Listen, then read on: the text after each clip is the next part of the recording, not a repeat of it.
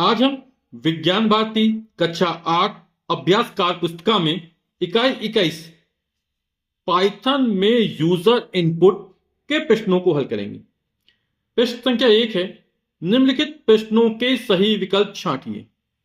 Python में user से input लेने के लिए कौन सा फंक्शन इस्तेमाल किया जाता है?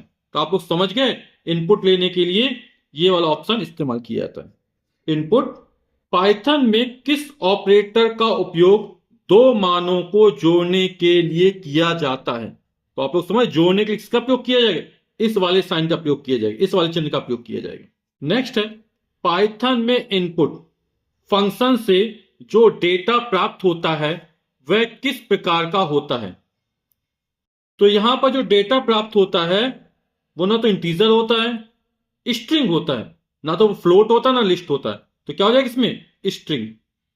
नेक्स्ट है, पाइथन सेल विंडो में किसी वेरिएबल के मान को प्रिंट करने के लिए किस फंक्शन का उपयोग किया जाता है? तो यहां पर प्रिंट करने के लिए प्रिंट ये वाला ऑप्शन प्रयोग किया जाएगा। प्रश्न संख्या 2 है, रिक्त स्थानों की पूर्ति कीजिए। का number INT input enter as में INT इनपुट को में बदल देगा। यहां पर जो बदल देता है वो किसी इंटीजर में बदल देता है। पाइथन में जो भी प्रिंट फंक्शन के डबल कोट्स में देंगे वह के रूप में प्रदर्शित होगा।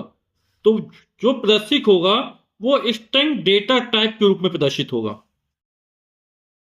पाइथन में इनपुट के विभिन्न प्रकारों को कहा जाता है जैसे कि स्ट्रिंग, इंटीजर आदि।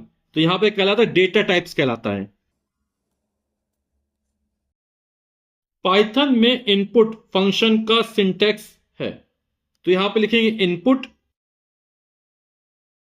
फिर आ जाएगा यहां पर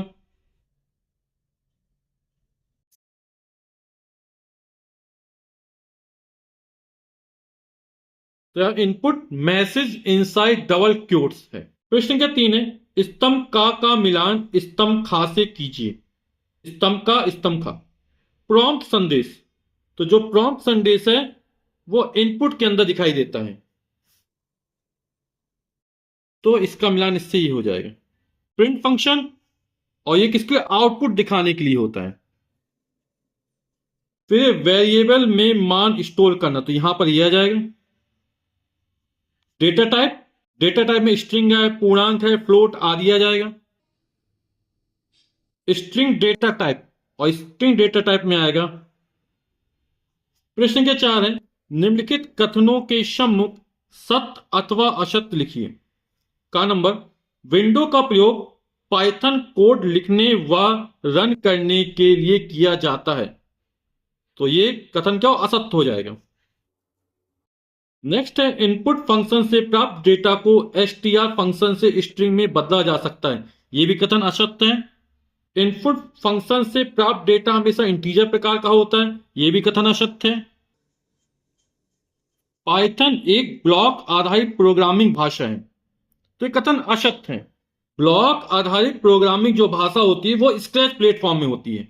इनपुट द्वारा लिया गया डेटा केवल छोटे अक्षरों में होता है। यह भी हमारा कथन असत्य हो जाएगा।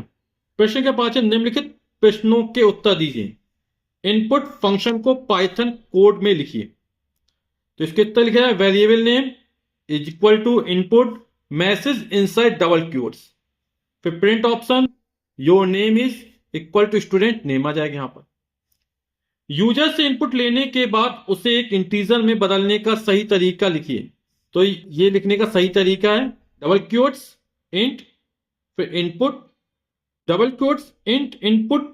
इसका क्या अभिप्राय है लिखिए।